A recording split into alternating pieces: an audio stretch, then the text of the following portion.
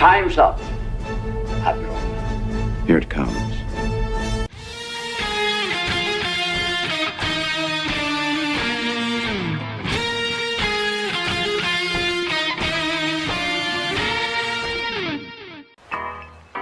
All kids out of the pool for Adult Swim. All kids out.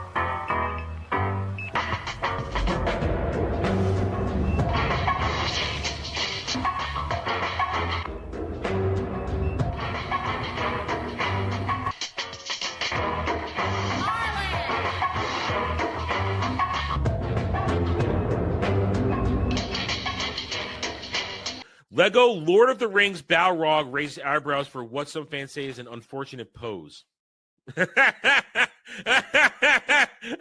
see it. I see it. Oh, I see it. It's taking a piss on Gandalf.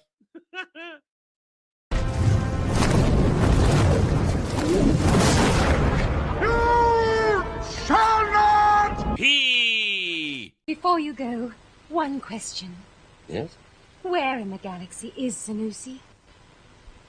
Show us your tits and I'll tell you.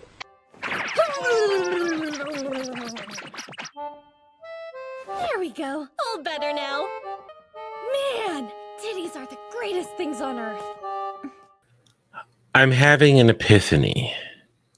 I'm sitting here watching the intro, and I'm having an epiphany. While it was going on, right before we started, I was watching a random thing on my last minute doom scroll. And I realized this thing I saw, I was like, wait a minute. I could turn this into something, but you know what I need? I need somebody to find me a really good clip of Dermy and Gal fighting. That's what I need. I need that.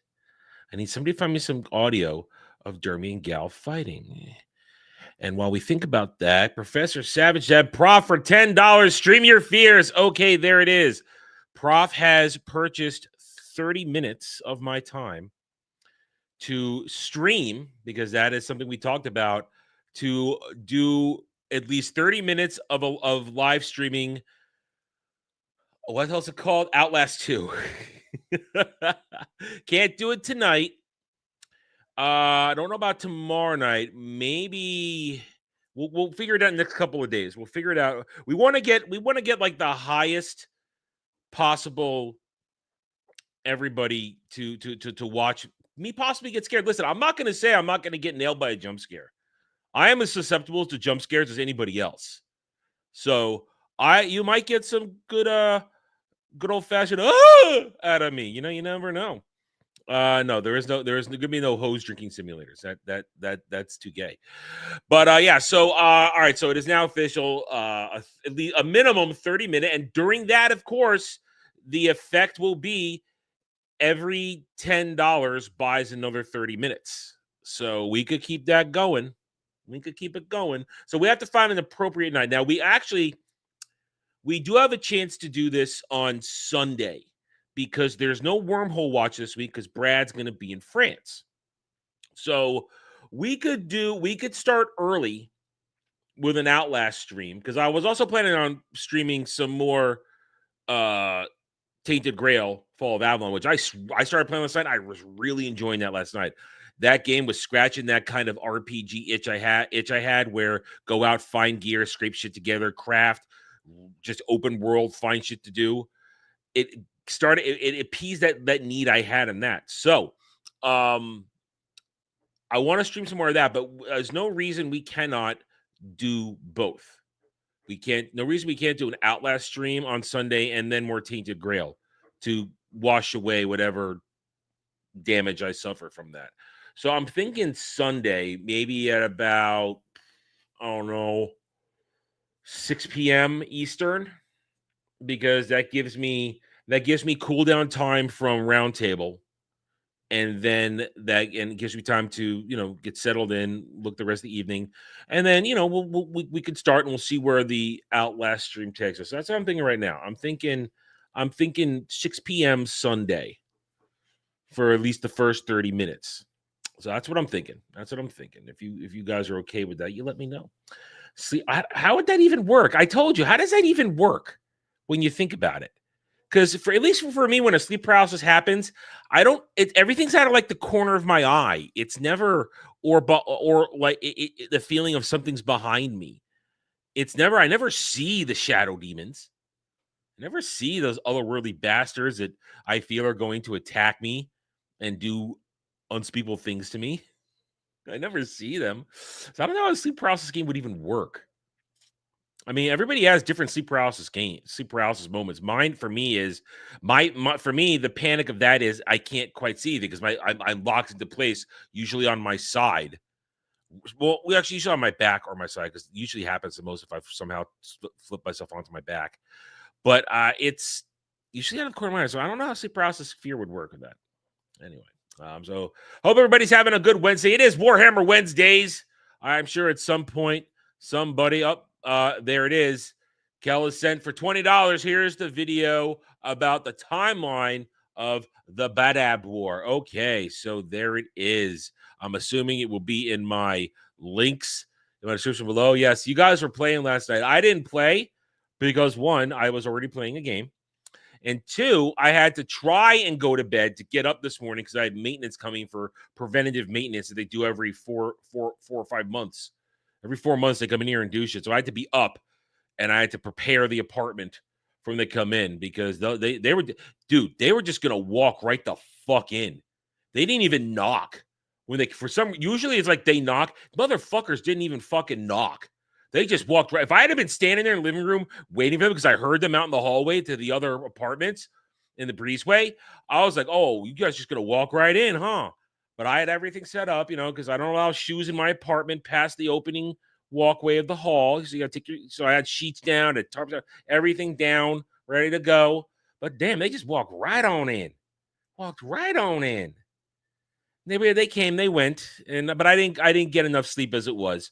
So I don't know how long you guys went because I tried to go to bed at a reasonable hour, whatever reasonable is. But anyway, so you guys had fun. Train the new guy. New guy is Devil because Devil's been trying to learn to play Dark Tide, and we just keep throwing him into the shit.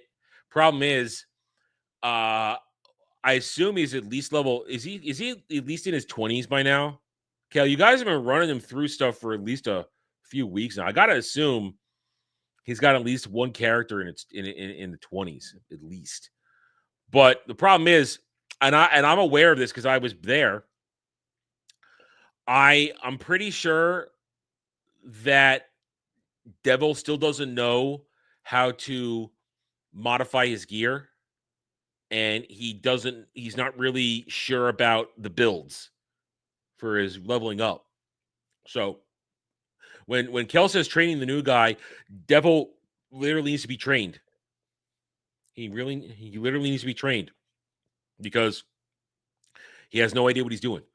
So Kel has to walk him through it. Better him than me. He made his Ogren last night. Let me guess, he called it Andre. He called it Andre, didn't he? That makes sense. Devil names his Dark Tide characters after wrestlers, OG wrestlers. So I bet he called it Andre. So anyway. So as I was saying before we went off track, I need somebody to find me a really good audio clip of Dermy and Gal fighting. I need a really good audio clip of that because I want to adapt it to something I just saw, to a clip I've just bookmarked on X. So that it'll be funny if it works. It'll be funny. It only needs to be how long does it need to be? Let me see how long it needs to be. It only needs to be 40 seconds of them fighting. Doesn't have to be a long clip, just 40 seconds. So if we could work that out, it would be great. It'll be a lot of fun. I guarantee it. At the very least, it'll make one of them going, "What are you doing?" And that's enough of a win for me. Especially if Gal is watching, Dan to Dan. If Gal is watching. Anyway, all right. So what have we got today? It is Warhammer Wednesday, so we will have a Warhammer video provided to us by Cal at the end for the back half of the stream. But before that, of course, we've got stuff to go over. We've got the news. I have my sort of little opening thing. A couple things that I found along the way this morning while I was sitting here waiting for maintenance to come with no ability to do anything other than be here like a lump. What do you mean any topic? Yeah, it could be anything. Just as long as they're yelling at each other. Okay?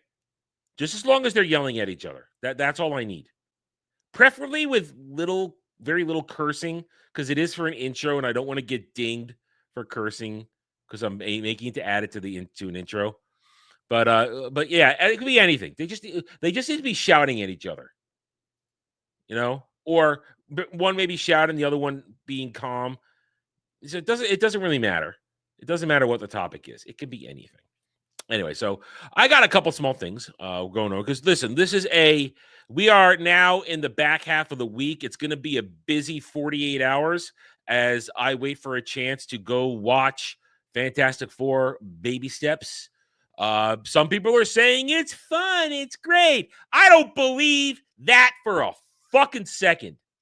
I don't believe that for a goddamn second. I believe that movie is going to be cheesy as all fuck, cringe as all fuck, poorly acted. And you know what? Here's why I say that. I'm going to start with this right here. IGN, the bastion of great reporting, but they gave Fantastic Four Baby Steps a 7, which of course, that's the IGN thing. Good. But look at their wording here.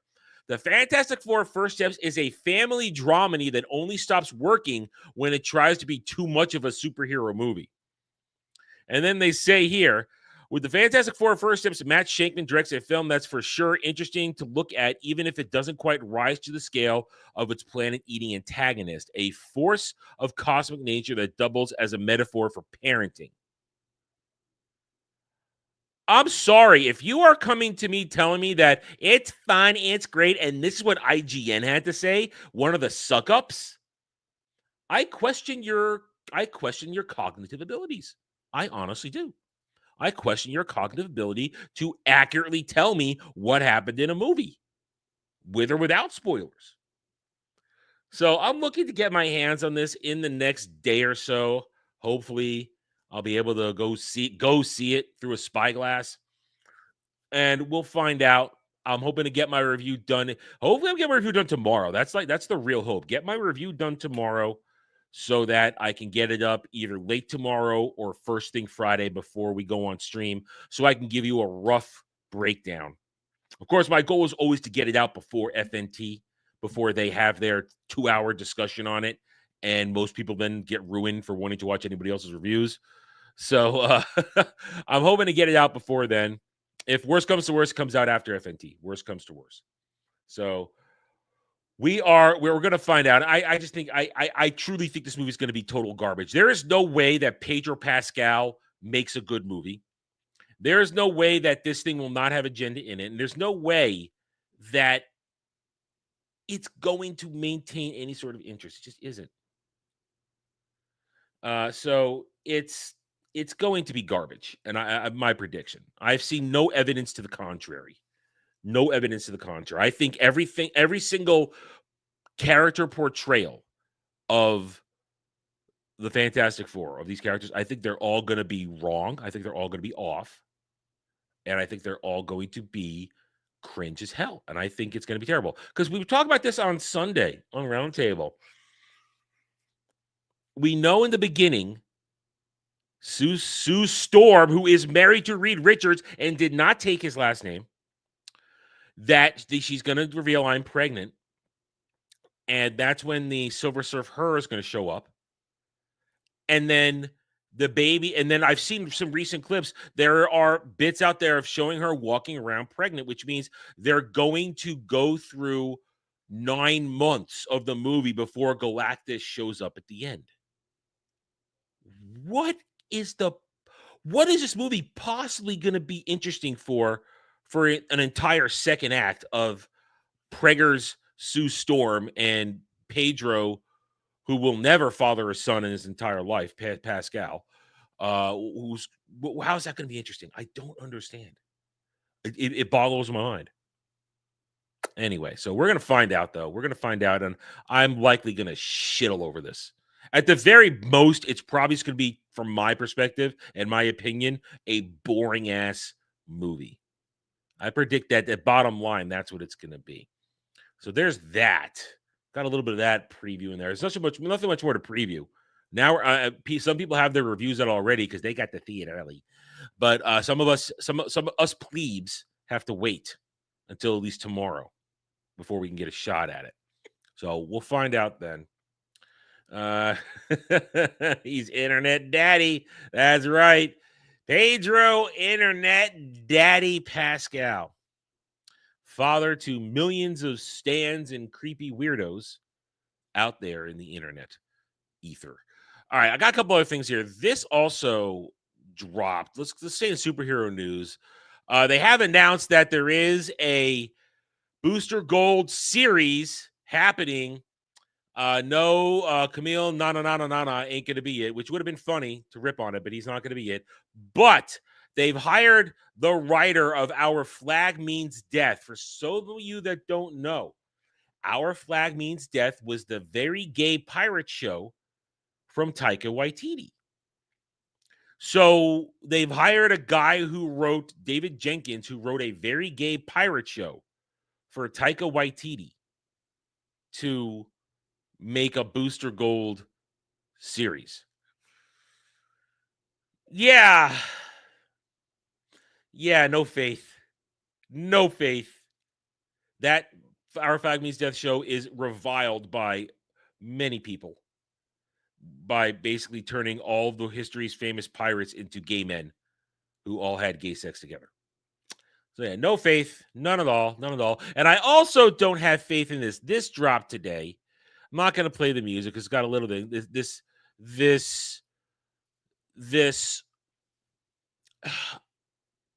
audio, this live poster thing of the new Masters of the Universe movie. The global phenomenon arrives only in theaters June 2026.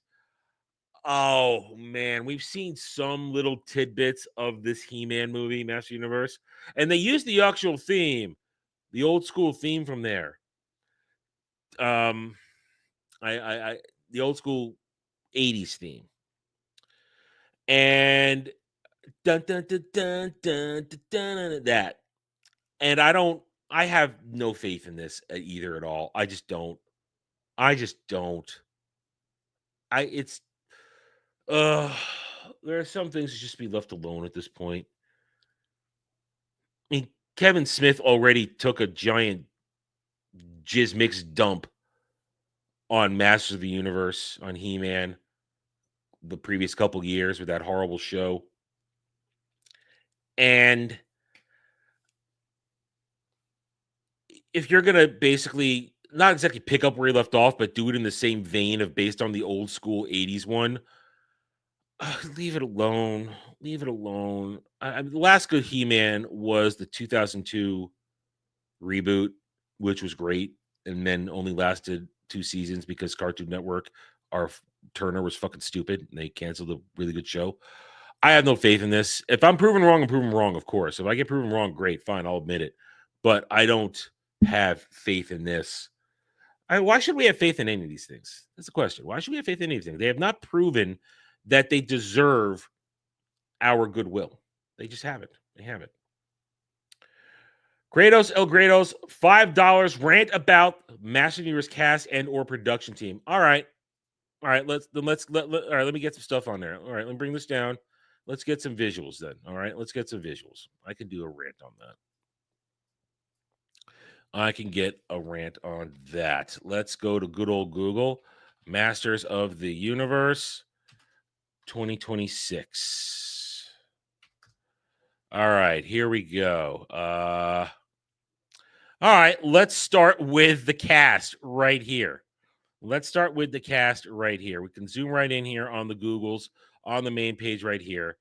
Actually, you know what? Let me get some images to go with it. Okay.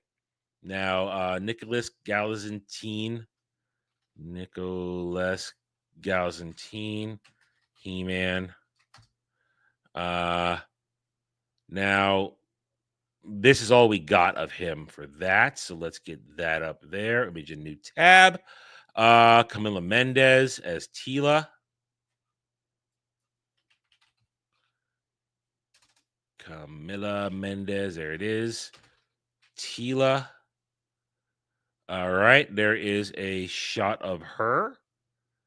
Is that real? Yeah, that's sort of real. Yeah, that's a real shot. So we'll get a couple of images up of her for that one. And we'll get this one. Now, of course, she is hot. I mean, I remember her from when I watched Riverdale for about a season and a half or 2 seasons before that show went god awful retardation. Actually, let's go with this one instead.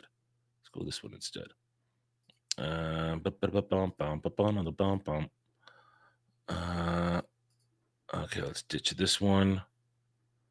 That's actually a really good. That's a really good look at her. So we'll go with that one. And there, of course, is nothing of the others in there. So let's get into this. All right, so here we go. Let's bring this back up right now.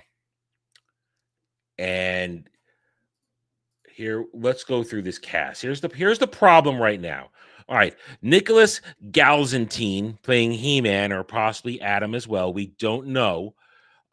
Here's all we have of him right here. All right, clearly, dude got in shape. Give him that. Clearly, we can see it's the old school sort of power right there. He's in classic He-Man barbarian garb. But what's the story? What's the story? We know for a fact he's going to be walking around in a pink shirt at one point, which tells me they're going to make the retarded mistake again they made with the Dolph Lundgren movie of bringing him to Earth in the real world. That is a problem. I don't want to see He-Man anywhere but on Eternia doing He-Man shit. I do not want to see him dressed in a pink shirt and casual civvies on Earth doing Earth shit, being a fish out of water on Earth. I don't want to see that. And based upon some set shots, that may be happening. Now, on the other hand, Camila Mendez, who is a beautiful woman, she is a beautiful young woman. She is smoking hot. She looks like Tila. They made her a ginger. They gave her a classic Tila garb. They didn't have her get all roided out and be all big and muscular.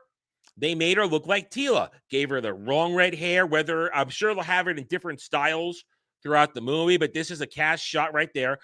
Why she has a gun, I don't know. I've never been a fan of the whole Tila packing heat. She wields a bow staff. That's her weapon. She doesn't pack heat. But anyway, Tila looks all right. But then again, they're going to be on Earth. And she's her and He-Man running around with him in a freaking pink shirt. So I don't know. Visually, she looks fine, but what's the story? What's the story? I need to know what's going on. But now things fall apart. We go through this cast. Jared Leto as Skeletor? What? Jared Leto as... I'm sorry. No. I don't think I've ever liked Jared Leto in anything I've seen him in.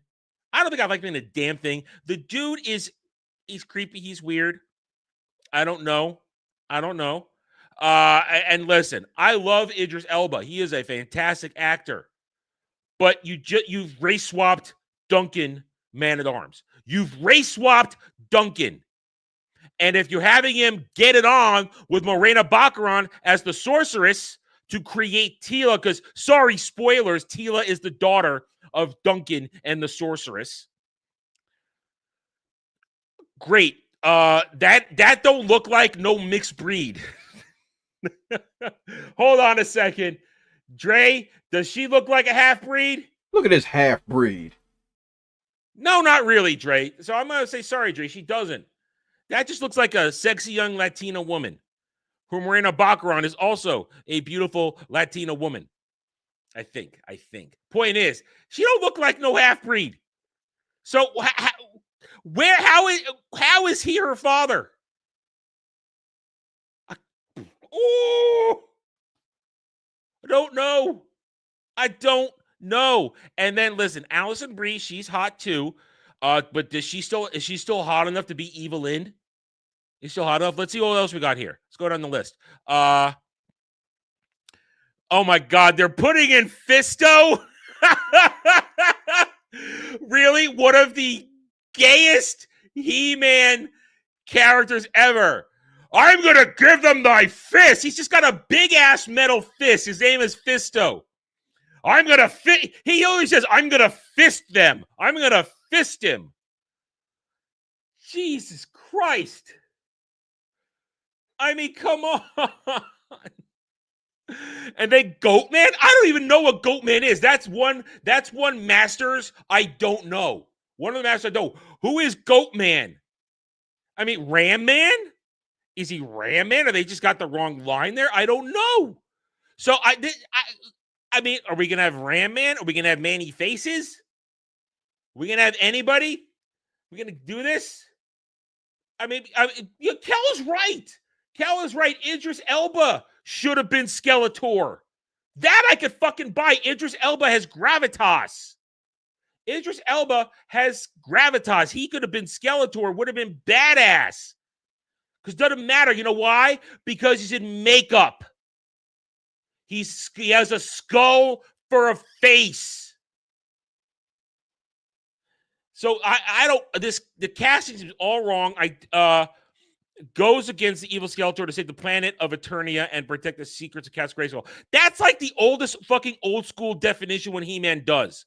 That doesn't tell me anything. They say it's $200 million. So it's poised to make a profit if they don't go too bonkers with the marketing.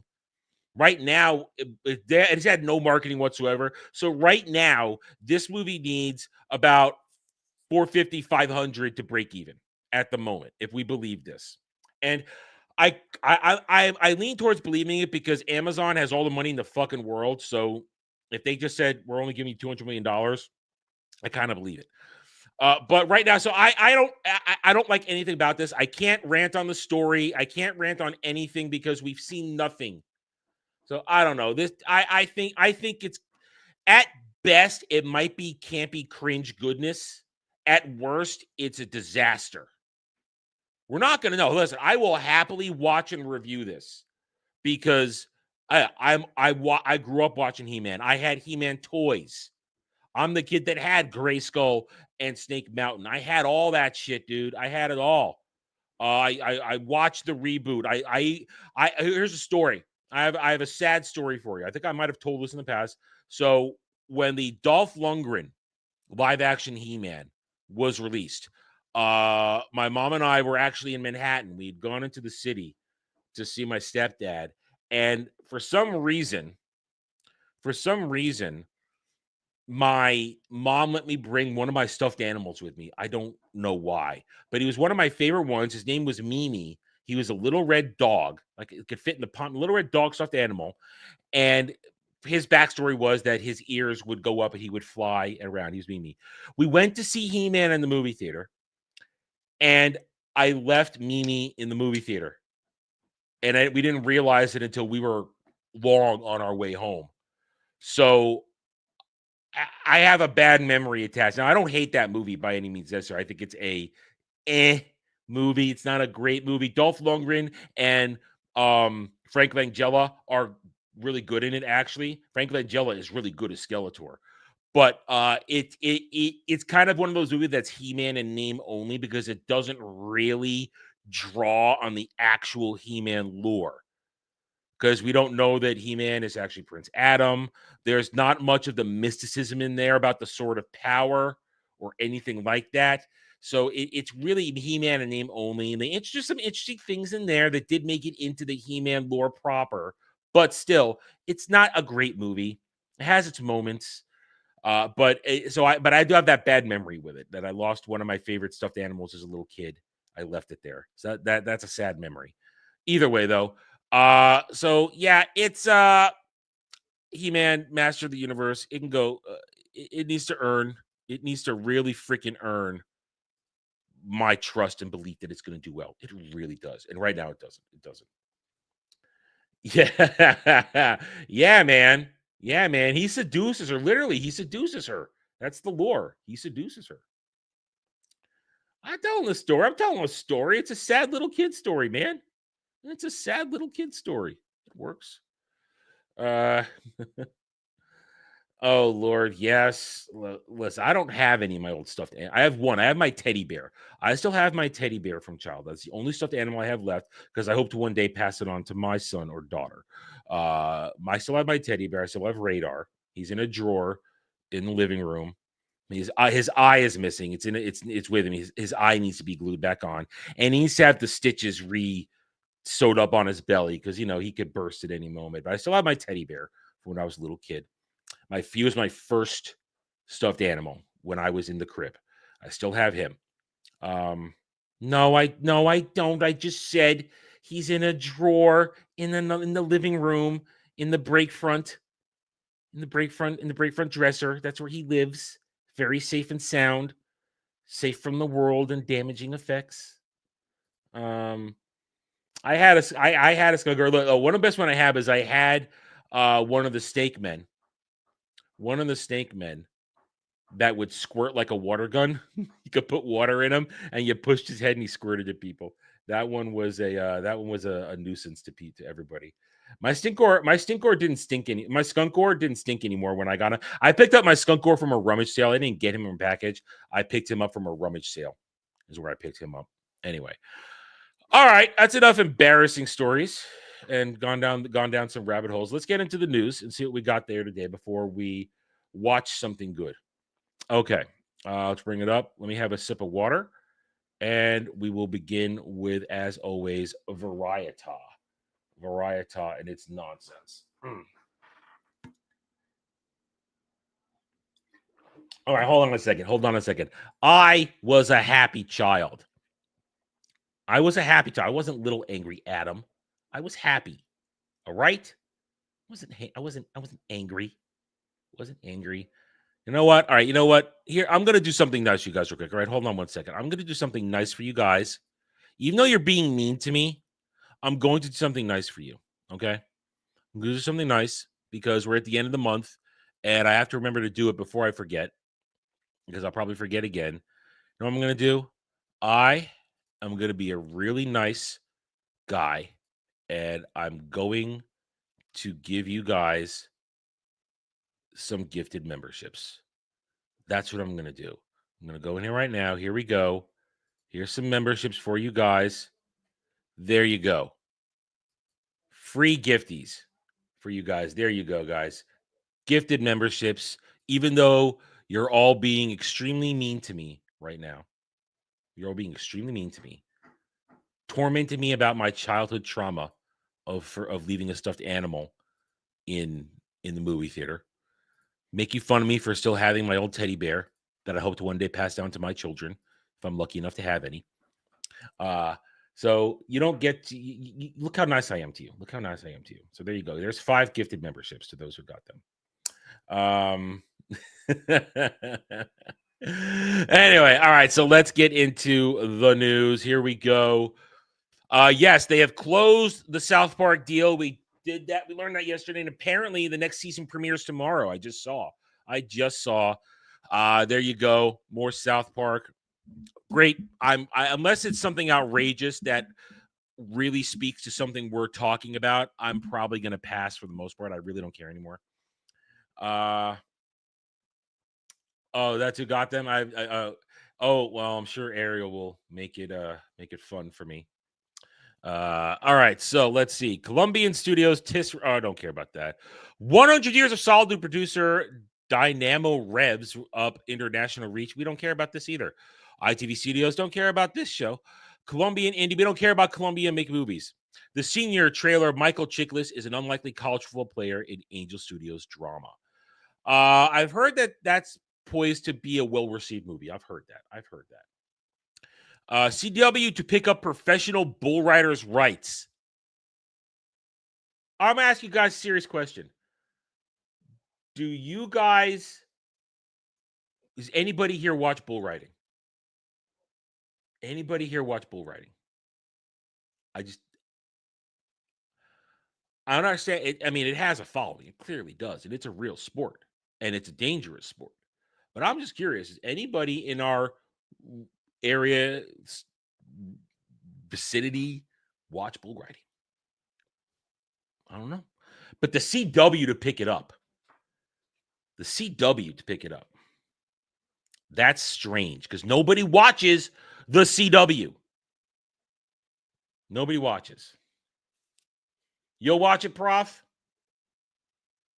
Gal knows all those guys by name. Well, we'll have to ask Gal that. We're going to have to ask Gal that. Well, you know what? I'm going to ask her that on Friday night if she shows up on Ballbusters. I will ask her if she can name her favorite professional bull riders. All right? I'm going to do that, and we'll see what happens. Okay? How the streaming ad market is changing for better or for worse.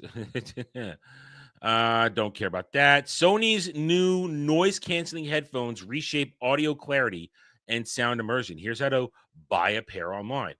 Here's what I think of audio deafening. These ones I have here, these gaming headphones I wear that are wireless because I don't like a cable tugging at me because I'm moving around a lot. These have a little bit of noise canceling. Not a lot, but a little. It could cancel out high-pitched shit if it's bugging me. But here's what I don't like about noise-canceling headphones.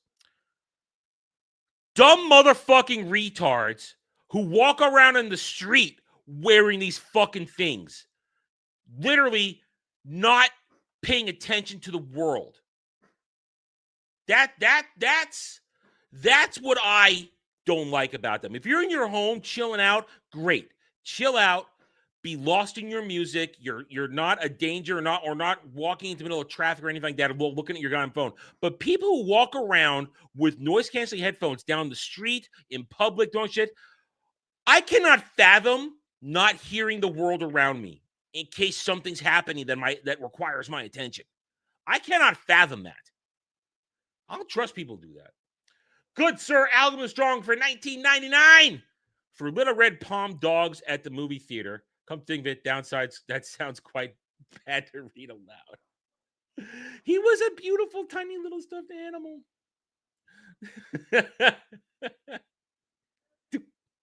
Thank you, Algorithm, for the $19.99, the $20. What, did I just call you out for walking down the street with your noise-canceling headphones, Kel? I don't apologize for anything. If I start apologizing now, I'll never stop. Listen, I can't comprehend that, though, not hearing the world around me in case something happens. Like, oh, shit, there's a screaming maniac running down the sidewalk, and I don't hear them. That's my line of thinking. I can't comprehend that. It frightens me a little bit. I don't want to be that unaware. Go with the Walmart. Yeah, well, you got to do something to drown out all the thousands of languages that are being spoken in Walmart.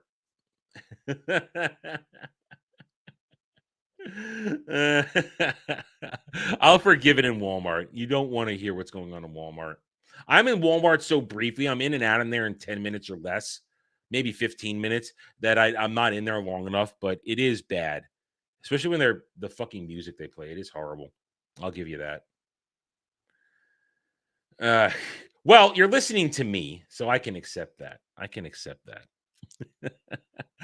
But all right. I'm not going to apologize, but I don't understand it. I don't. I have to hear the world around me. I get nervous if I can't hear what's going on. Like right now, even though these are partially deafening, sound deafening, I can hear the morons outside doing construction work in front of my building, and it's annoying. But at least I know they're there, and I know what they're doing. Skydance promises FCC will appoint CBS News ombudsman to review complaints and biases as Paramount has eliminated DEI. Have they? Have they really eliminated DEI, or they just moved it around? God damn it. Don't I like you guys. Don't try and frame my mini rant about sound canceling headphones to like make me feel bad that people I hang out with wear them when they walk around. You're trying to make me feel bad. I have a heart, you know. I do have human feelings. I have human feelings. From I don't know what that is. I don't care about that. Media veteran Peter Rice oversee 2028 Los Angeles Olympic ceremonies. Well, I wonder if they'll have giant blue painted twinks like they did in the last one. I wonder if they'll have that again.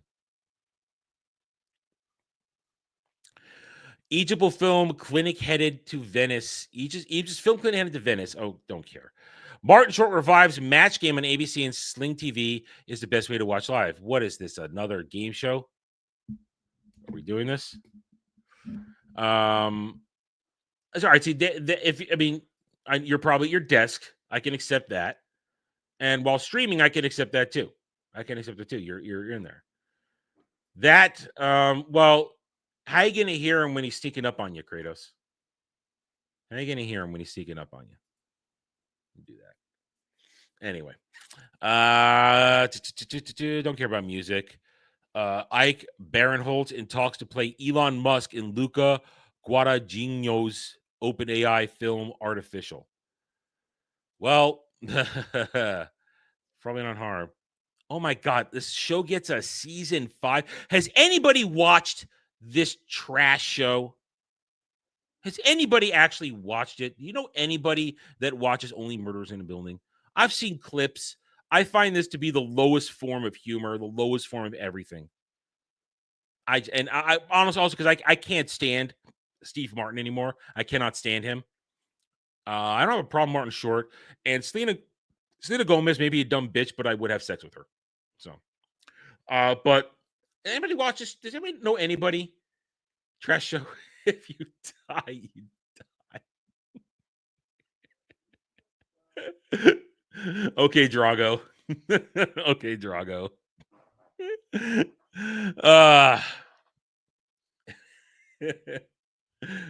These fat guy noises gets past the noise cancellation. All right. We have enough people here.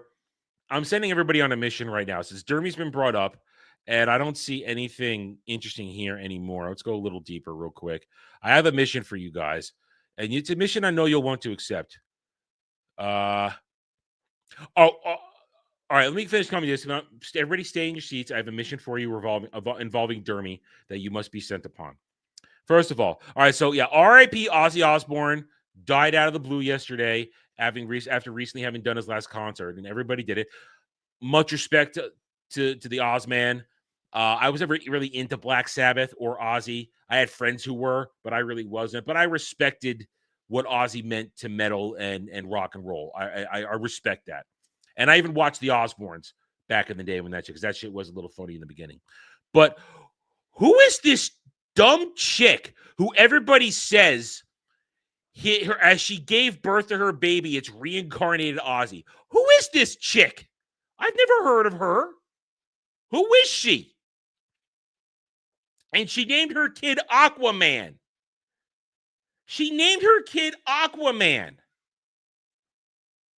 Why? Why would you do that to a child?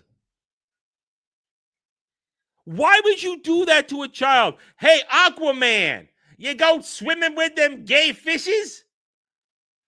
Hey, Aquaman, you like fish sticks? Who would do this? A retarded person. So why is it? Oh my God, Ozzy Osbourne's been reborn into this chick's child.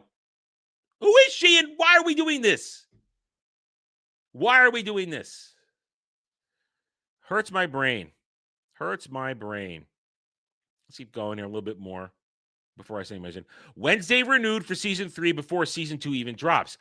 I liked season 1. It was okay, but I'm kind of out for season 2. I'm not interested anymore. But they must be real confident if they already upped it for season 3. Real confident.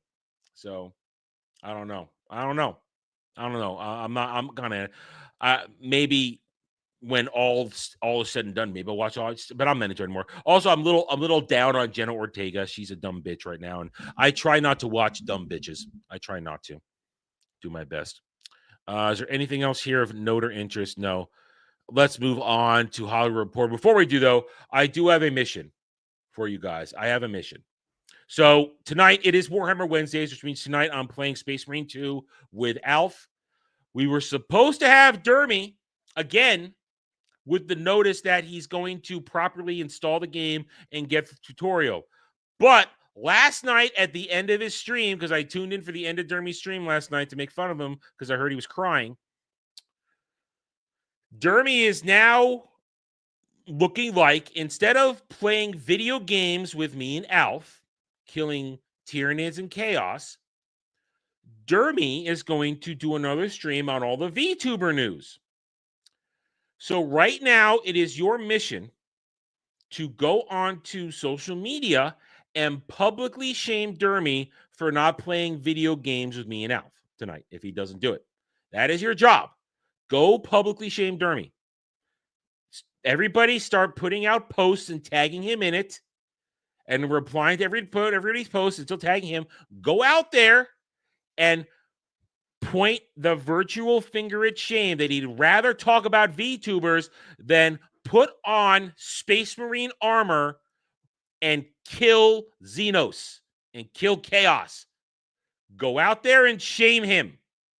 Point the finger of scorn at Dermy for not fighting the minions of Khorne. Khorne's not in the game, but I wanted to rhyme that. So go point the finger of shame at Dermy. Go do it. Go do it. Shame him. Shame him. Okay, let's get back to this. Talking about Wednesday Season 2. I don't care. Good for them. Hope people enjoy it. I'm kind of out at this point, as I said. Mickey versus Shrek inside the multi-billion-dollar theme park war. Diz to Jizz for $5. Check my Discord. Okay. Soon as we're done with the news. Diz. 25 best horror movies of the 21st century ranked. I feel like that's something I'm going to make Sam answer. You know what? Here's what we're going to do. I'm going to open that up. I'm going to put it aside. And I'm going to make Sam see if whether or not Sam says these are all the best horror movies of the 21st century. Because I don't know horror. I don't know horror from a hole in my head. But Sam knows horror. So we're going to make him look at that list and on Monday. That's what we're going to do. I don't care. Shame him. No, in all honesty, I've encouraged Dermy to do the VTuber thing because if it's working for his channel, if people want to listen to it, fine. But you did it last night. Play video games with your friends tonight. You play video games tonight. That's what you do. You play video games. It's not we're going to do it for 5 hours. We're only going to do it for like 2 hours. So go shame him. Shame him. John Wick filmmaker Chad Stileski tackling California Rebellion comic Cal exit. I wish it had been reality. It would have been funny. They didn't really do that. Superman actor Skylar Gisondo in talks to play Ben Stiller's son. Oh, yeah, they got Jimmy Olsen, another crap Meet the Parents movie. I hate that franchise. I hate the Meet the Parents franchise. I think it's god-awful. Terrible. Just terrible. Anything, how did just like that become so divisive? Because they made drama court crap out of it. Anyway, all right, let's no, maybe not. Maybe I think of something else. No, that's something else. Oh, no. That's the Sex and the City spinoff or sequel, whatever. It's crap. Bullshit. Divisive because it's horrible, and Sex and the City ruined a whole generation of women. Let's see. IGN. What you got here? Let's do a refresh here. All right. Amazon's open air movie trying to cast Elon Musk. We saw that. Google sets launch date for new Pixel 10 phones. Sure. Battlefield 6 campaign teaser shows NATO under attack and includes the return of a series classic theme. I asked this yesterday. Does anybody still care about Battlefield 3 or Battlefield in general? Anybody still care? I asked yesterday, and I have not received an answer. So that makes me, maybe that is the answer. Nobody does care. Japanese politician criticized for cosplaying as Mobile Suit Gundam anti-hero without permission. Is he supposed to be Char? Because that wig ain't working. Why is he just wearing the helmet? I think that's the unicorn behind him. I don't know. That's weird. That's a low effort cosplay. That's what that is. Wednesday season 3. I talked about it. Star Wars: Rise of Skywalker's Naomi Ackie in early talks starring DCU body horror movie Clayface. Was she the chick that was supposed to be Lando's daughter in Disney Star Wars? Fucking Clayface movie. I hope that. Man, I can't wait for that thing to do badly. Sony quietly announced a mysterious PS5 game mode that will scale back performance but use much less power. Okay, sure. My PS5 does fine with it, doesn't it? Xbox isn't doing $80 games this holiday after all. Yeah, I heard about that. Outer Worlds 2 said, yeah, we're not going to do $80. Sorry, we were kidding. Over 80% of people who bought a Switch 2 have also bought Mario Kart World. Yeah, because the only fucking game that was released. Of course they fucking bought it. It's the only goddamn new exclusive game they had. But right there, Nintendo Switch 2, fastest selling gaming hardware in U.S. history. Yet still, despite the crap opening launch library, it is the best-selling console in history. Could have been better if you had a better launch library. I still stick to that. Father of Elder Scrolls, Julian Flayes, died at age 59 after a week after stepping back from game development due to cancer. Well, fuck cancer. Fuck cancer. I'm not a big Elder Scrolls fan, but the dude has contributed to RPG lore and foundation. So RIP, dude. Despite 4.45 rating on Epic Game Store's Metroid developer Mercury Stream's Blades of Fire deemed to have underperformed. Well, if it didn't sell, Good could be great and undersell. Maybe time for Doctor Who to take a rest, writer and actor Mark Gatiss says. That feels like a discussion for Jed and myself at a later date.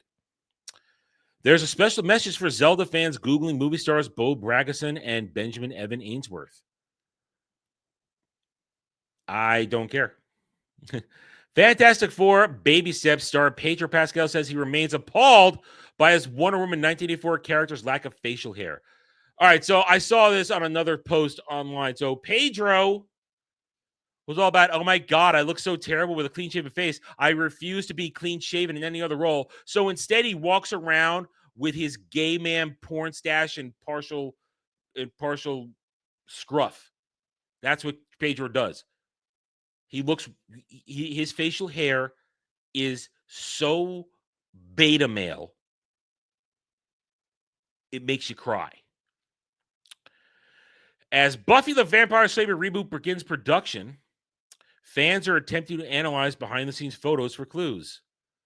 I feel sorry for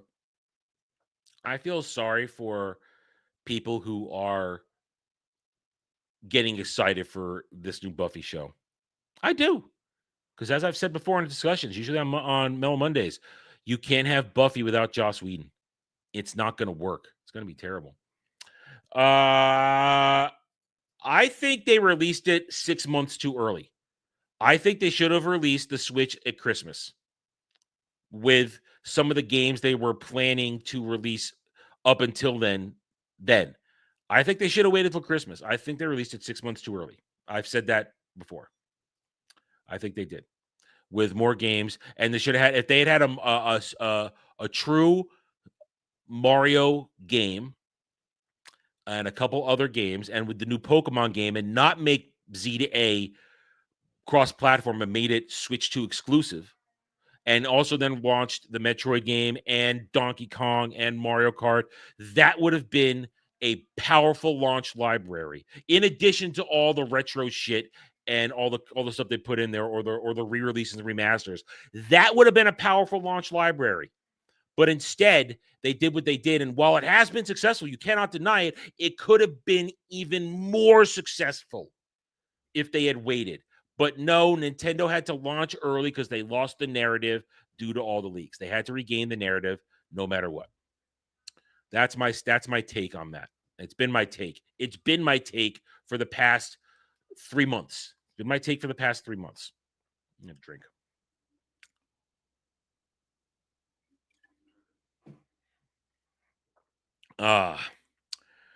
Did ERCB rating confirm an unannounced feature coming to Call of Duty Black Ops 7? You just released Black Ops 6, and it was a failure. You're not going right to 7. Man, let it rest. Let it rest. Dumb fucks. James Gunn responds to Superman's origin controversy. Yes, I did a video on that. We talked about it, clipped it out, put it up a couple days ago. The stands don't like what I say there. Go watch it, react to it, fight with stands in the comments. And when I say fight with stands, Ariel, I don't mean go pretend to be a stan. This is yesterday's news. Okay, moving on to Park Place. Let's do a refresh. TV series Supernatural gets a new comic book series. We talked about this on Mellow Mondays. Total mistake. Shouldn't be happening. You want to watch that? It's on the Mellow Mondays. What? Don't lull me. Don't lull me. You know what you do when you go into my comments on videos. You know exactly what you do. I will call you out. Don't be Miss Innocent. You get your kicks on this stream by threatening to assault me with dildos and strap-ons and everybody else. You get your kicks on stream. What are you talking about? You get all the kicks you need. You get all the kicks you need. You're fine. You're satisfied. Don't talk to me like that. Late night liberals escalate political tensions. Kobo vows gloves are off in vulgar rant against Trump and CBS, while Kimmel drags family into anti-Trump fray. This is disgusting behavior, and I wouldn't be surprised if they cancel the show even earlier if he keeps doing this shit. These are babies throwing tantrums because nobody's listening to them. Bob Iger seemingly confirms Disneyland Resort has overtaken Walt Disney World. I don't know what that means. I need a theme park person to explain that to me. Walt Disney World announces villains lineup for Magic Kingdom's Villains Land with one noticeable exception. I don't care because that park's nobody's excited for that park. Nobody is that I've heard from Theme Park World. Nobody. Stop Killing Games campaign claims EU initiative targeted by anonymous transparency complaint amid surging support. Speculation grows extra way as rumored Universal Elon Musk tunnel partnership. I don't know what that means. And Mr. Terrific might be getting a spin-off series. And now we're into yesterday's stuff. So there are our articles on the day. If you guys want it, you guys know the rules. In case some people on from here, we've gone through everything. $5 for Adamant. We already had one of those today. We're about to get another one. $10 to ask me a question to discuss any pop culture topic. $10 to rent me for 30 minutes to play a video game. We're doing that. We're setting that up. We have one coming up. Outlast 2. Prof has already dropped that. $15 to take an article I have presented to you and have me give my hot take on it. Or it could be one you have been sitting on. Either one works. $20 to watch a video, which we've got one coming up today. It's Warhammer Wednesday. And $30 to have me do a live on-stream review of an episode of television or movie of your choice. But you got to give me a couple days to get it done. Because that takes time. It takes time. That's at least a couple hours out of my life to sit down and watch a movie. Or at least an hour to watch an episode of television. So there you go. Them's the rules. And Diz the Jizz for $5. Go check my DMs in Discord. Let's go see what Diz is going to have me. I'm assuming it's going to be something horrible since what I did last time. He probably didn't get the reaction he was hoping for from the Star Wars Kama Sutra book. So I'm sure it's going to be really bad this time. All right, let's see. Copy link. Open Chrome so that we don't log into my account and I dox myself. Okay. Oh, Lord. All right, this could be a little bit of precognition for what's in store for me, because right here we have Star Wars Galaxy's Edge, the official Black Spire Outpost cookbook. Inspired by the cuisine from Star Wars Galaxy's Edge at Walt Disney World at Disneyland, Star Wars Galaxy Edge, the official Black Spire Outpost cookbook, is the ultimate source for creating out-of-this-world meals and treats from a galaxy far, far away. Oh, all right. you have to understand, I have no respect for modern cuisine. None whatsoever. Cuisine to me is something simple, should not be overdone, should not be flashier, crazy or stupid looking or fused or any crap like that. It should be simple, plated, and given to those who you are feeding. This is schlock. I guarantee it's schlock. And I say I'm going to suffer this because we're going to be at that fucking park less than a year from now. And that's going to be the goddamn food we're going to have to eat that day. This is going to be the garbage I'm going to have to fucking eat. Here's some recipes on here. All right, here we go. Roasted kajaka root. I don't like 2 medium sweet potatoes, 1 tablespoon of butter, cup of plain yogurt, peanut butter. Oh my God, you're combining yogurt and peanut butter and sweet potatoes. What? What? Are you kidding me? That is disgusting. And I'm not saying that because I don't like sweet potatoes. I'm saying the disgusting part is yogurt and peanut butter mixed with the sweet potatoes. That's disgusting. All right, what's this one? Constable capes. 1 pound button mushrooms, 3 tablespoons butter, garlic, panko breadcrumbs, cup parm cheese, green onions, white and green, finely chopped, tablespoon finely chopped. Okay, so this is essentially, what's it called? Shit, I forget the term. I've made this all the time. I use it as a topping when I make bruschetta.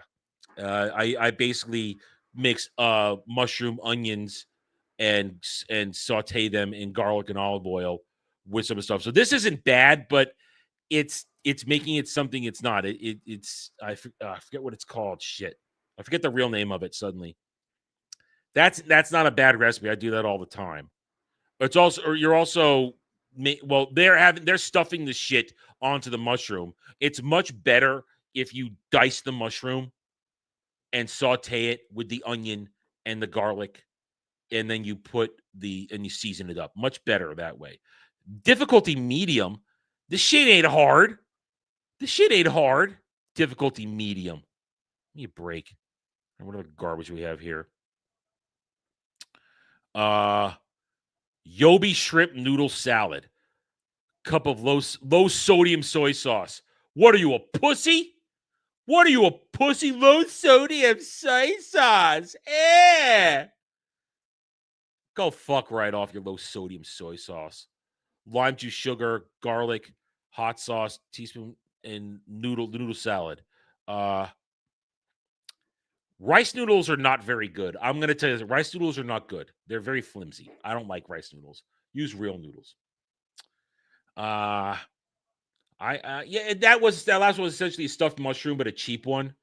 I mean, if you're going to do a stuffed mushroom, you do it in a portobello. You get a big ass portobello and you put everything on top of that. I used to do a stuffed mushroom that had a combination of it wasn't mean. I made it for work. I made it for in the kitchen, in professional kitchen. It was a spinach ricotta bowl, and you season and cook that up, and you put that on the portobello mushroom, and you cook that up. You roast that. That is something they love that shit. I don't like that, but people love that shit. That's a thing. Cooked medium shrimp, red bell pepper sliced thin, carrots peeled and sliced thin, ounces dried wood ear mushrooms soaked in water. Give me a break. Red onion things. I mean, this is playing into I gotta soak your mushrooms, gotta soak in no. Fuck off. A noodle salad. Ugh. Did that shrimp? Oh, look! They still have They still have the shell on the shrimp. You do not put shrimp still in the shell in the salad because people are forking that shit in their mouth. No one wants to eat the shell. You peel the shrimp out. You don't keep it in the shell when you're putting it in a pasta salad. What the fuck is wrong with you?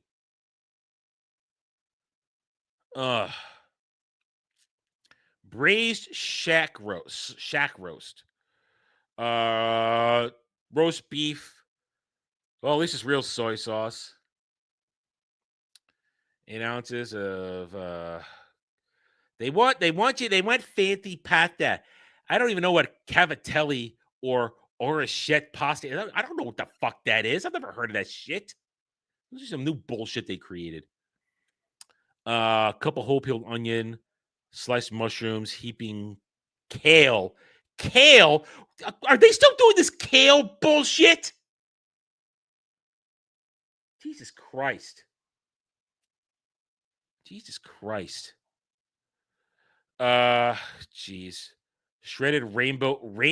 What the fuck is a rainbow carrot? What the fuck is a rainbow carrot? Somebody tell me, please, what the hell a rainbow carrot is. I'd like to know. Retarded. 3 hours for beef? 15 minutes, really? Why am I going to... You know what? Don't use fucking roast beef. Don't use roast beef. That's not going to carry well in the salad, first of all. You're not going to... Let's be honest. If you're going to make a steak salad, you use London broil. You use London broil. You don't use a fucking roast beef. You use London broil. And it doesn't take 3 hours to cook a London broil. They're using the wrong kind of meat. Using the wrong kind of meat. You have steak salad, London broil. That's what you use. Or a flank steak. You cut off cut that necessary fat off. Rainbow carrot. It's been in the LGBTQ hole. All right, so fuck this thing. Brace. We got 2 more. All right, 2 more. Fried Andorian tip yip. Large boneless, skinless chicken breast. No, don't use vegetable oil. If you're gonna saute, you use canola oil because it has a neutral flavor. It has no flavor, and it heats at a higher temperature, and canola oil doesn't give you cholesterol. Or if you really want the taste and you want to take your time, you can use olive oil, but it looks like they're going to cover it in a batter, so you can't really use olive oil. But you could pre-sear the chicken in olive oil if you want that flavor in there. But don't use vegetable oil. Pedestrian peon. And they're just telling you how to do that's just for the batter. Choke root? Or what the hell is choke root? I mean, I don't know everything in food. I admit that. I don't know everything. But choke root. What the fuck is choke root? 1 cup of mixed vegetables. Now, my opinion, I don't like to put peas in anything because, for my opinion, my according to my palate, when you put peas in something, the peas overpower all the other flavors. That's why I don't like to use peas in anything. I feel like peas overpower the flavor. So I wouldn't put peas in anything at all. 1 batch gourd gravy. Page 31. This looks disgusting. I mean, the chicken looks okay, but the rest of this slop looks disgusting. Difficulty hard. This is not hard. None of this is hard. This is all extremely easy. Cooking isn't hard. Maybe I'm saying that because I've been doing it for 30 years, but I mean, cooking's not hard. It's very easy. You know what you're doing. Follow instructions. Take your time. Don't rush it. All right, so this whole thing is retarded. And a pox on anybody that ever buys me this. Star Trek cookbook. That would be more fun. That'd be more fun.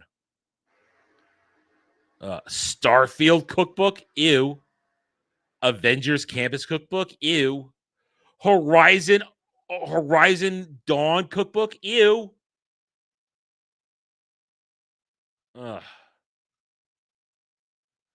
This book would make a great gift for the Star Wars fan. This is not a book for Star Wars fans. This is a book for Disney stans who are morons. I ain't eating no fucking blue noodles. Shit ain't happening. We're not going to look at the reviews because it's all by stans and fake fans. Stans and fake fans. Not going to look at reviews because it's all stans and fake fans. All right, Diz. I think you got some good meltdown out of me for that one. Kel, membership message for 6 months.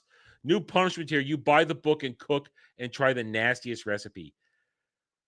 That will cost me actual money if I buy these ingredients. I don't know. Listen, we're going to need a new punishment tier eventually.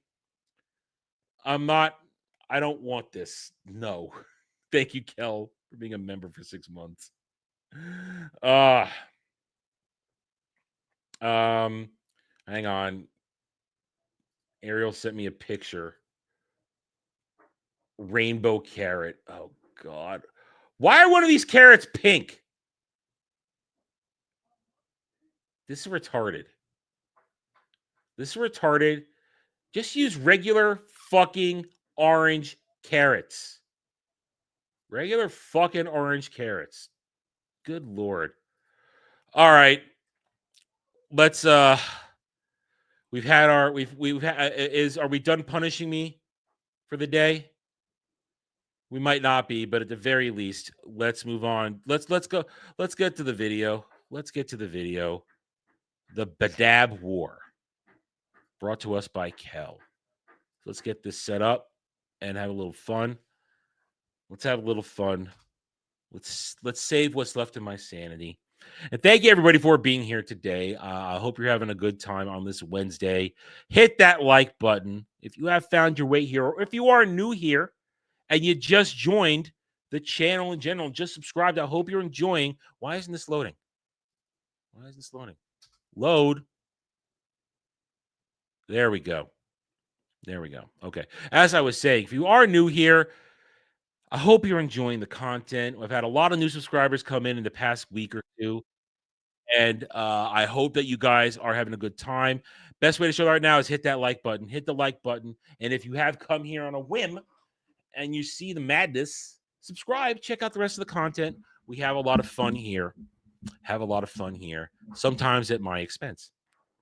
All right, so Kel for $20 on Stream Elements. We're back with more Arbiter Ian to check out the Badab War, the complete story in 25 minutes. All right, Arbiter Ian, thank you for giving us this. Arbiter Ian has never claimed us, so we like Arbiter Ian. And if you like Arbiter Ian, go subscribe to his channel. He has provided us with much knowledge when it comes to 40K. So here we go. Thank you, Kel, for the $20.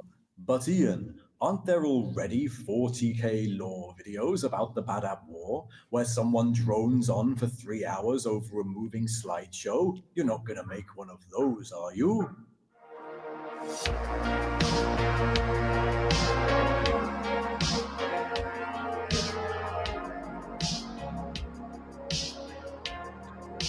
The Badab War is a recurring story in Warhammer 40k, an internal dispute that spirals into a localized civil war, and I really like how mundane it is. Rather than the usual fall to chaos, it's a story about the inefficiency of the Imperium.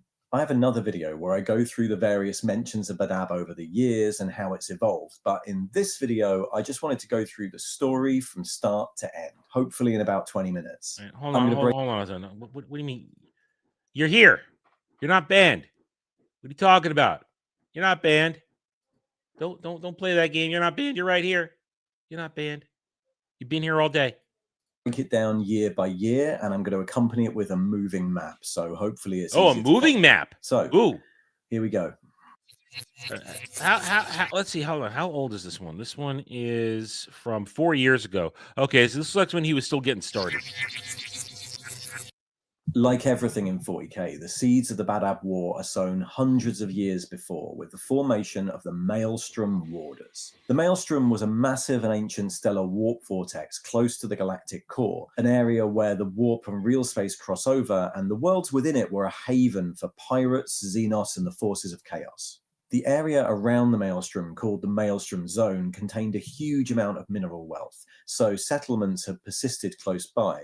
But attacks from within the Maelstrom were always an issue, and after the successful invasion and destruction of the hive world of Signax by a force of Chaos Space Marines, a decision was taken to station several Space Marine chapters in the zone. Founded in year 587 of the 41st millennium, these Maelstrom Warders chapters would consist of the Mantis Warriors, whose homeworld was already within the zone in the Endymion cluster, the fleet-based Lamenters and Charnel Guard chapters, and would be led by the renowned Astral Claws, who took over an orbital station in the Badab system. They'd be aided by a permanently stationed Imperial Navy squadron. In the century or so immediately following their formation, this was a great success, but after the Charnel Guard were retasked elsewhere and a number of attacks made it out of the Maelstrom in the following years, the Astral Claws and Lamenters were heavily criticized by the Inquisition. This infuriated the chapters, who had been petitioning for a replacement to the Charnel Guard. All right, so what is this? Is this a rebellion that has nothing to do with chaos? Is that what this is? For years at this point. A second but less well-known seed would be planted when the Tiger Claws chapter reappeared 100 years later in 680 after being thought lost in the warp.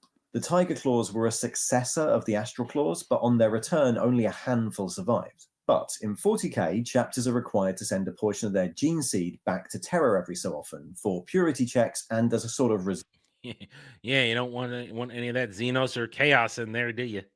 You don't want any mutations. You don't want any mutations. Reserve. The Tiger Claws chapter master, Velata, went to Terra to request the release of the gene seed to rebuild the chapter and mysteriously disappeared. The remaining Tiger Claws sought refuge with the Astral Claws and were quietly reabsorbed into their parent chapter. Finally, honestly, I don't know the scale of 40k ships. Seriously. But again, I mean,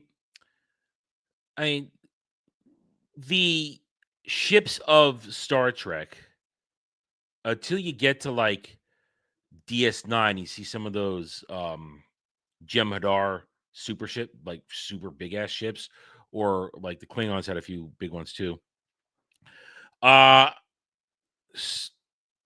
Ships aren't that large in Star Trek. I mean, they are small cities in a sense, or small towns. I mean, the Enterprise D, the saucer section of the Enterprise D is essentially, excuse me, a small town. It's a small town of about 1,500 people. So I'm not surprised. Now tell me, how big is it? Yeah, so 40k ships are probably on par in size to Star Wars frigates when it comes to size, because Star Destroyers are massive. A Super Star Destroyer is like 1.5 miles long.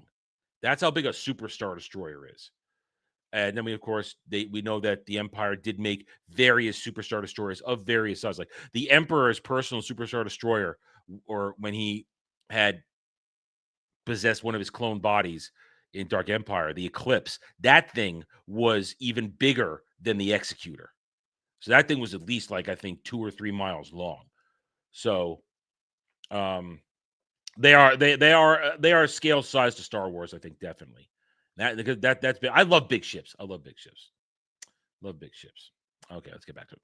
715, Lufthuron, captain of the Astral Claws 3rd Company, was appointed chapter master, and he embarked on a campaign to strengthen the Warder chapters and the defenses of the Maelstrom zone. He expanded the Badab fleet with captured Corsair ships, increased their stockpile of armaments, and, after a brief civil war occurred over succession on Badab Primaris, took direct control of Badab, executing the ruling nobility and claiming the Badab sector as the Astral Claws chapter fiefdom, to better protect these worlds and those souls who dwell upon them in the glory of the Emperor. Ooh, I don't know. Is that using the Emperor's name in vain?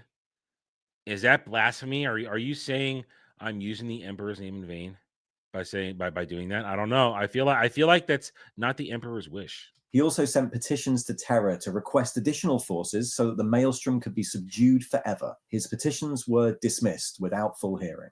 In protest... Okay, so that kind of tells me you are not speaking for the Emperor, good sir. Huron withheld Badab's planetary tithe and blocked trade routes through the Maelstrom Zone, citing the need for additional raw materials to defend the area and additional security. This caused a rift with the nearby Carthago sector, whose administratum relied on those tithes. And this turns into what, in essence, is a legal dispute known as the Badab Schism, between the clashing entitlement of the administratum to the imperial tithe and the ancient rights of Astartes commanders to defend the Imperium by any means necessary. So is this now, I mean, the Emperor basically, well, those speaking for the Emperor basically said, you shut the fuck up. So is this essentially the bureaucracy fighting with the military? That's what this feels like suddenly. This feels like I'm seeing the bureaucracy fighting with the military, although the military might be wrong because they slaughtered people to take control of the planet. It's also around this time that the Astral Claw's own gene seed submissions to Terra become infrequent. No reason is stated, but various reports suggest that this was either to build up the Astral Claw's own forces or to rebuild those of the Tiger Claws. Anyway, while this legal battle smolders in the background, the Astral Claws go on the offensive. They come to the aid of nearby worlds, they tip the tide and win the nearby Fourth Quadrant Rebellion, and eventually they combine with a Black Templar's Crusader fleet to push further into the Maelstrom than any Imperial force had ever gone. However... All right, that's doing the good work of the Emperor. That's doing the good work. We admit that. Midway through this push, the Black Templars are retasked to the Ultramar sector, and stripped of resources by the Imperium yet again, the Warder chapters are forced to withdraw. By 901, the ongoing legal disputes seem to be leaning in favour of the Carthan Administratum, and so, jumping on this, they dispatch an Assailants fleet to Badab to demand the missing tithe, the gene seed submission, and any commandeered resources, like Corsair ships. As you can imagine, this isn't received well. The hugely powerful system defences of Badab demand the Tithe fleet give way to the just authority of the system's masters. The Tithe fleet demand the defences stand down in the name of the Emperor, and after a moment of panic, the Badab system defences awake and the fleet is destroyed. Oh no. All right, so the Tithe fleet, they were acting in the name of the Emperor. They had, if I understand this correctly, they had essentially permission of those speaking for the Emperor to go and collect the money. And Badab said, fuck you. No, we kill you. That's going against the Emperor. That's going against the Emperor. That's heretical behavior. This causes huge local political fallout. The governor of the Carthago sector calls for censure against the Astral Claws and the arrest of Huron, but the Imperium at large ignores this. The Badab sector is regarded as a vital bulwark against the Maelstrom. The Carthans, increasingly desperate, take matters into their own hands. 2 more fleets are sent into the Maelstrom Zone. Both disappear, and the Carthan Imperial commanders begin to spread propaganda that the Astral Claws and Huron himself are traitors. Incensed by this, in 903, Luft Huron issues the famous Articles of Just Secession, ratified by the Mantis Warriors and the Lamenters, which state that the whole Maelstrom Zone will sever its ties from its neighbouring sectors to better protect the Imperium at large. The Carthans threaten war. They try to seek aid from the Departamento Minatorum and Navy, but are flatly refused and informed. Okay, so, all right, so Kel says to me that the Badab wants to go, they wanted to patent that shit, and everybody else just wants containment. All right, now I understand this. Now I understand. I've been able to put it into a perspective I understand. They wanted to essentially be patent and say, now that we've beaten Germany, let's go kick some Soviet ass while they're broken and bleeding from fighting in World War II. And I wish they had let him do it. Patton was ready to roll into Russia and say, I'm going to crush them all because these bastards are going to be trouble. These sons of bitches are going to be trouble. And they wouldn't let him do it. Patton was a brilliant man. So could have crushed the commies then and there. So essentially, Badab wanted to keep crushing commie ass, chaotic commie ass, and everybody else like, no, we have to contain. Don't want to fight. No. I'm kind of feeling like Badab was right. Badab did nothing wrong. That the matter was an internal disagreement, they increased their PDF forces and convinced their counterparts on the Maelstrom Zone Administratum base of Sagan to do the same. And finally, they send direct and open appeals to several Space Marine chapters to aid them in recovering the lost tithe and safeguarding their ships. The first to respond in 904 were the Firehawks. The Firehawks agree to investigate the lost shipping and send several ships into the Maelstrom Zone. When the Firehawks ship Red Harbinger enters the Endymion cluster, it's intercepted by the Mantis Warriors, who order it to stand down. The Firehawks refuse, and the Mantis Warriors open fire and cripple the ship before boarding and capturing the Marines on board. Ooh, that's not a good look. That's not a good look. While the Marines themselves are eventually returned in a tense standoff with the Firehawks battle group, the master of the Firehawks chapter, Stebord Lazarak, is furious and retasks the entire chapter fleet to the zone. Basing themselves at Sagan. Oh, see, now things are getting combustible. See, now we got pride and injured ego playing a role here. Along with the Carthan fleet, they start to send probing attacks into the zone. When these failed, they tried to draw out the Mantis Warriors by sending the bulk of their chapter to attack Iblis in the Endymion cluster. However, this was anticipated by the secessionists, and while the Mantis Warriors pinned down the Firehawks on Iblis, the Lamenters and Astral Claws attacked and overwhelmed the Administratum fortress world of Sagan, taking over the Tithe Fortress's vast stockpile of arms, munitions, and supplies. After this, the conflict became a running battle as the badly outnumbered Firehawks fell back until the arrival of the Marines Errant chapter, who were responding to the Firehawks' request for aid. The Marines Errant swiftly moved to secure shipping lanes, ignoring the Firehawks' calls for direct assault and avoiding open conflict, particularly with the Lamenters, who they recently fought alongside. Both chapters give quarter to each other numerous times, which annoys their allies. In late 904, word reaches the... So we get people coming in, they're trying not to escalate. They're trying not to escalate and have it spin out of control. But of course, that's probably not gonna help anything. It's going to spin out of control.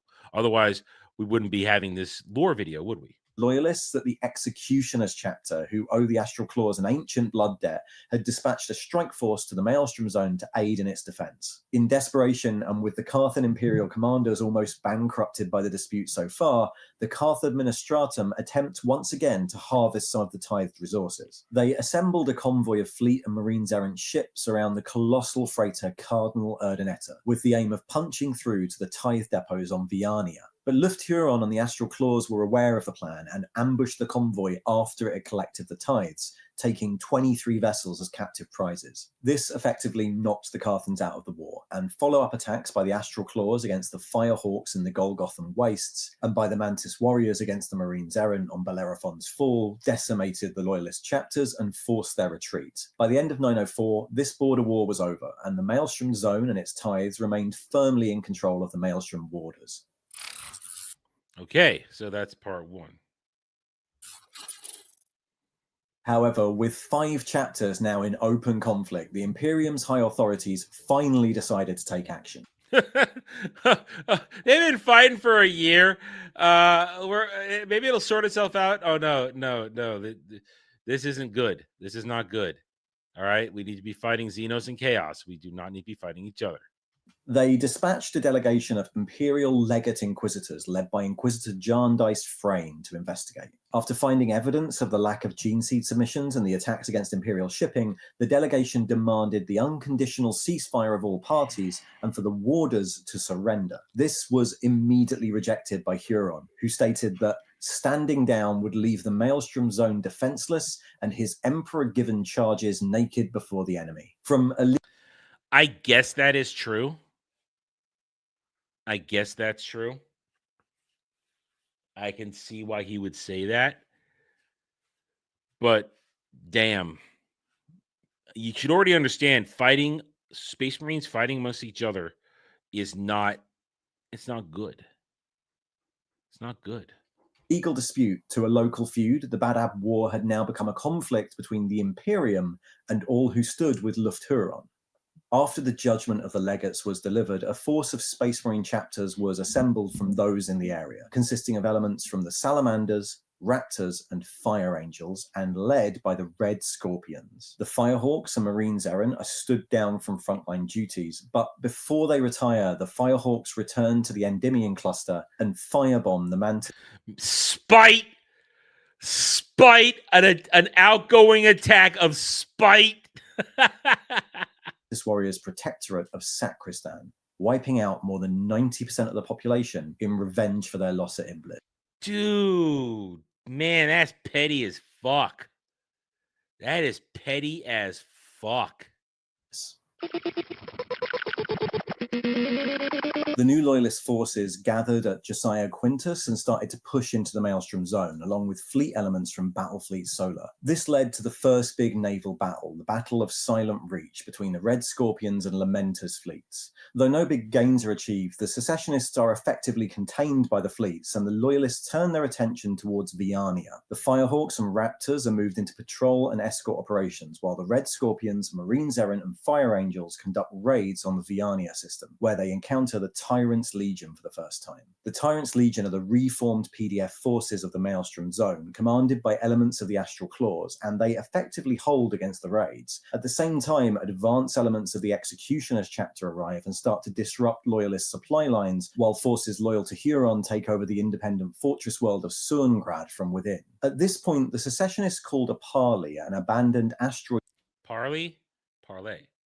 base in the Grief system, in order to avoid further bloodshed between those who should be brothers. Attended by the Tyrant of Badab, Luft Huron, Red Scorpion's Lord High Commander Ortis, and the Mantis Warriors Chapter Master Sartak, the discussions quickly broke down into accusations and calls for trial. But as the two sides adjourned, 3 unknown vessels broke from concealment in a nearby gas giant and attacked the base, destroying it and killing Ortis and Sartak. This became known as the Betrayal at Grief, and all sides blamed the other. The Loyalists said it was a plot by Huron, while the secessionists laid blame squarely at the door of the Inquisition, claiming it as an assassination attempt. After the loss of Ortis, the Loyalist commander, secessionist raids increased until the appointment of Karab Cullen as the new Lord Commander of the Red Scorpions, which coincided with the arrival of forces from the Howling Griffins, Nova Marines, and Sons of Medusa. At this point, the Marines Errant were again moved into reserve before withdrawing entirely. Towards the end of 906, the Loyalists capitalize on gains in the Maelstrom Zone with the construction of Vengeance Station on Hallows Point, protected by the Firehawks fleet against Lamentor's raids, and the first attacks on secessionist shipping by the Red Scorpions and Raptors. The Nova Marines and Sons of Medusa probed into the Endymion cluster, resulting in the garrisoning of the Chimera system by the Howling Griffins. This allowed the Loyalists to push forward into the Garganthea system, where the Raptors, Salamanders, and Fire Angels fought the Astral Claws and Mantis Warriors amongst the tangled vegetation. Capitalizing on the Loyalist gains, the Raptors and Salamanders moved to retake Suangrad via a series of covert operations led by the Raptors, and the planet was quickly rebuilt and garrisoned by the Salamanders. At the start of 907, the bulk of the Executioners chapter arrived in the zone and immediately conducted a series of raids against the Howling Griffins at Chimera, destroying much of the system defenses, but stopping short of annihilating the Loyalists. Man, all I can think of now is what a waste of life and resources because of a conflicting point of view on how to fight chaos. That's all I see is this such a waste. Complete and total waste. But, politics, bureaucracy, ego, staunch beliefs, that molds a lot of things. You have to take that into account. But, man, it's such a waste. All those brothers wasted killing each other instead of killing Chaos and Xenos. However, these secessionist gains didn't last long. In mid-907, an Orc War from the Kalar system disrupted secession. Wog! Right there. That should be a unifying moment. Oh, shit, here comes a Wog. Here comes a fucking Wog. Let's unite and let's crush a Wog. Should be a uniting moment. Long. In mid-907, an Orc War from the Kalar system not Wog. Wog. disrupted secessionist plans, pushing in as far as Endymion itself and forcing the Mantis warriors to pull back and counter-invade. The Astral Claws also had to pull back from the front line to combat Corsair cults on Magog. At the same time, the Minotaurs entered the conflict, immediately launching a full-scale attack on Cairo, wiping out Tyrant's Legion forces there, and then marauding through the Pale Stars and Dean Stellar Drift, following their own list of targets. While a huge boon to the Loyalist forces, they only ever reported back to the Imperial legates and largely conducted their own war in the southern zone, coming into conflict with the Executioners, who had stationed themselves temporarily in the Dean Stellar Drift. Secessionist losses continued at Galen, where the Salamanders and Fire Angels dislodged a force of Astral Claws, and at Viania, where continued raids by the Red Scorpions and a relief force of Minotaurs finally wiped out the Tyrant's Legion defenders. In early 908, the Secessionists attempted to turn the tide by recovering buried weapons stores on the dead hive world of Signax. That's the world that was destroyed hundreds of years ago and started the whole story. But the Loyalists, dispatching the Sons of Medusa and the newly arrived Exorcist, commenced a brutal campaign to scour out the Astral Claws. However, the fractious Sons of Medusa pursued their own ends throughout the war, and the Exorcists were recalled and their forces added to what became the largest Loyalist push of the campaign: the retaking of Sagan. The mass strength of the Fire Angels, Red Scorpions, and Exorcists, supported by the Nova Marines, Raptors, and Salamanders, fought through a maze of storage compounds as the Astral Claws launched. I like that it's using miniatures. I like that. I dig that. That's a good screen cap. Last-ditch defenses using suicide attacks and viral weapons. However, the Loyalists won, and Sagan became their primary base in the Maelstrom Zone. At this point, judging the Secessionists to be contained, the Raptors, Nova Marines, and Howling Griffins were withdrawn and redeployed. Officially, this was because of an Orc War in the Ultima segmentum. Wog! Why does he say Wog? What is that, a British thing? It's Wog! Yes, gotta go fight orcs. Can't let an uncontrolled Wog run unchecked. But unofficially, it was because all three chapters were considered too nice to push on and destroy the Secessionists.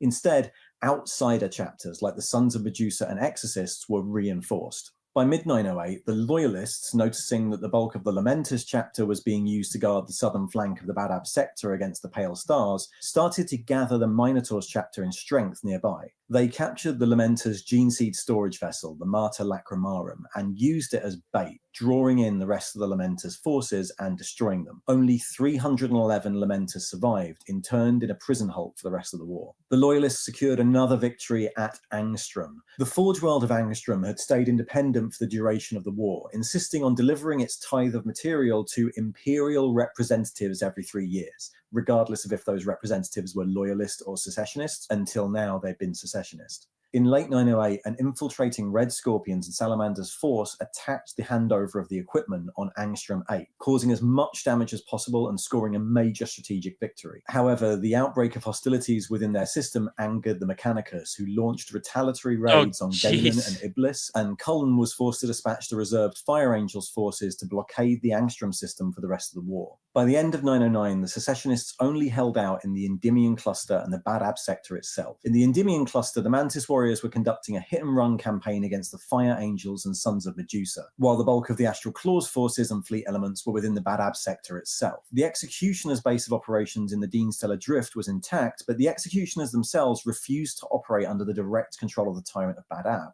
operating only as allies to disrupt Loyalist activity. Galen had seen a lot of fighting and had switched sides multiple times during the campaign, and at the start of 910, Karab Cullen redirected the bulk of the Sons of Medusa, along with inquisitorial oversight, to make sure that could never happen again. The Sons of Medusa conducted a terror campaign, landing in the capital and massacring the populace. Man, here's the thing about all this. What hearts and minds are you winning with any of this, with the behavior on both sides? Both sides. Atrocities being committed. The rest of the settlements on the planet started to surrender within 56 hours, and Galen was left an inquisitorial prison world.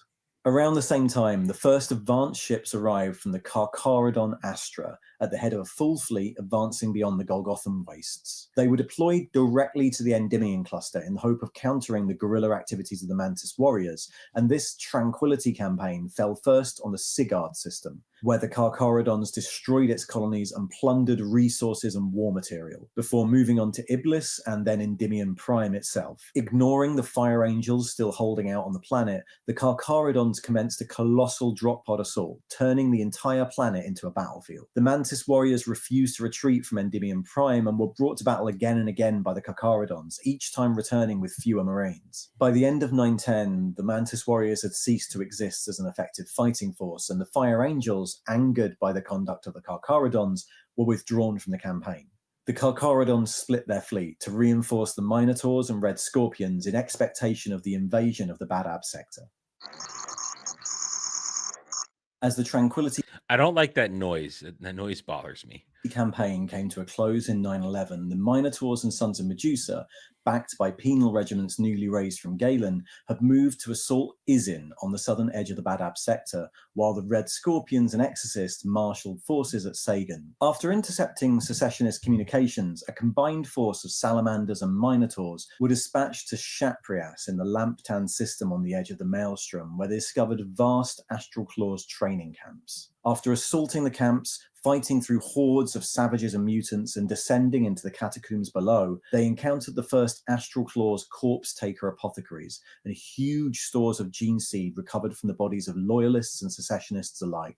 However, as they returned with the news from Lamptan, the Salamander's ship Pyre of Glory was caught in a warp squall and becalmed on the edge of the Maelstrom zone. Its requests for aid were intercepted by a small secessionist ship carrying the Astral Claws Arch Centurion. Here's what Kel was mentioned the unforgivable sin.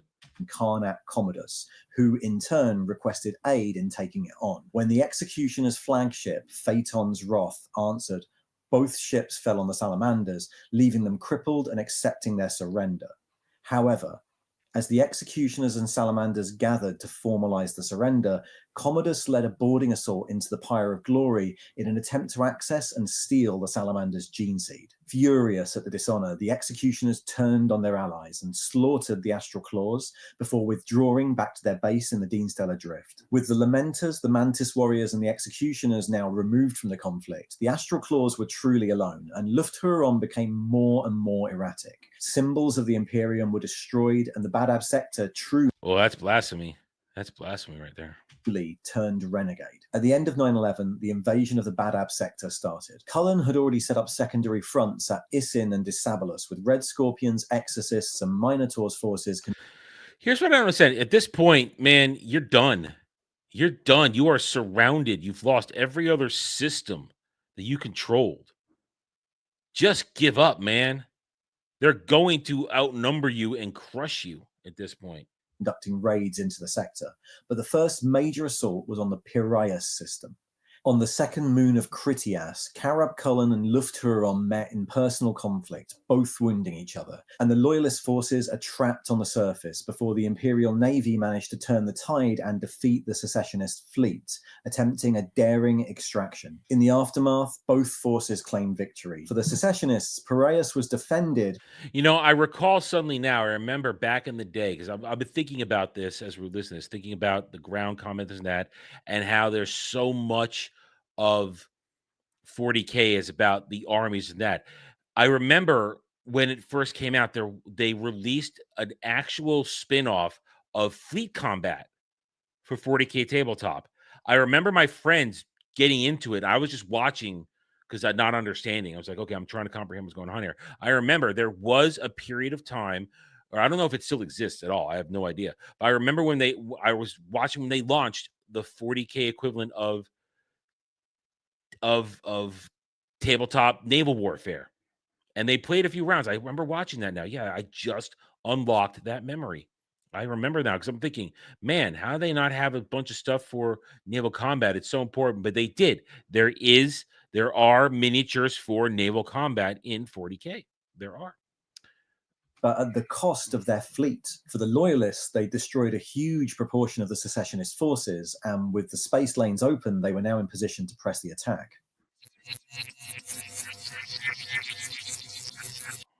At the start of 912, the Maelstrom Zone was still not considered totally pacified, and hundreds of small skirmishes broke out around the region, with only the presence of the Sons of Medusa and the Minotaurs keeping loyalist supply lines open, and garrison duties left to thinly spread Imperial Guard and Inquisitorial forces. In addition, it looked like the Tyrant's forces were pulling back from Isin and Dessabolus and concentrating their defense on Badab itself, while renegade bands of Astral Claws attempted escape into the Maelstrom. The Loyalists needed to push their advance, but Attempted escape into the Maelstrom. Ooh. That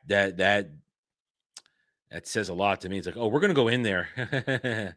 with the news of the surrender of the Mantis warriors, the departure of reinforcements from the Star Phantoms, and, due to diplomatic work by the Inquisition, imminent reinforcement from the Adeptus Mechanicus of Angstrom, they elected to strengthen the blockade around the Badab sector, the linchpin of this being the Firehawk's massive battle barge Rapturous Rex. In the meantime, the Carcharodons and the Sons of Medusa departed into the Deanstellar Drift to hunt the Executioners, but as the Sons of Medusa clashed with the Executioners' ships, the Salamanders forced a parley, and the Executioners agreed to stand down until the end of the war.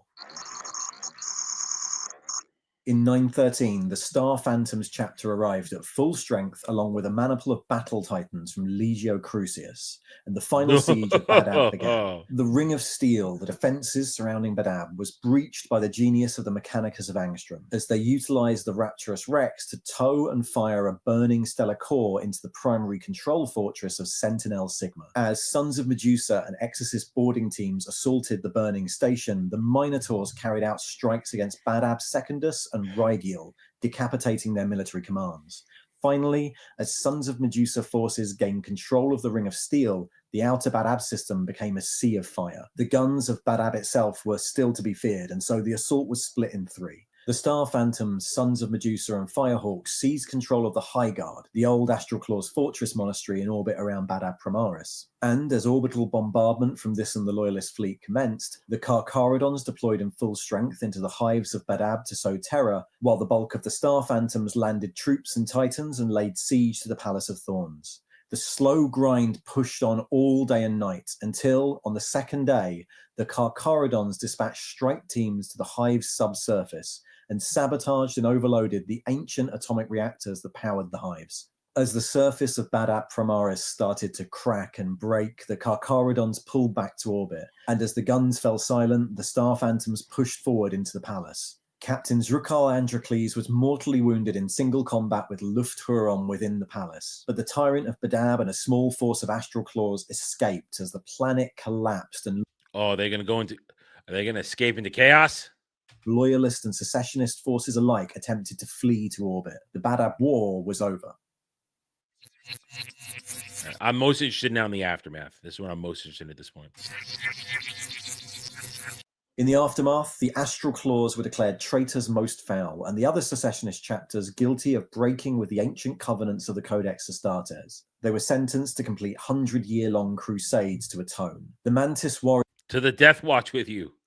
Lost their dominion of the Endymion cluster to the Firehawks, and the Star Phantoms were given control over the Badab sector itself. And that's the Badab War, an example of how fractured the Imperium can become. What started as mismanagement turned into heresy, mostly through the actions of the Imperium itself. That was the story as it stands in the recent Imperial Armor books, but as I said, I have another video where I go through the history of Badab in the game, from the very first time it appeared in Rogue Trader. Have a look if you're interested. Thanks for watching. All right, thank you, Arbiter Ian. That was interesting. And yeah, I mean, it starts because I understand what he says, have bad mismanagement, bad bureaucracy. Basically, I mean, this is a trait of the Emperor. The Emperor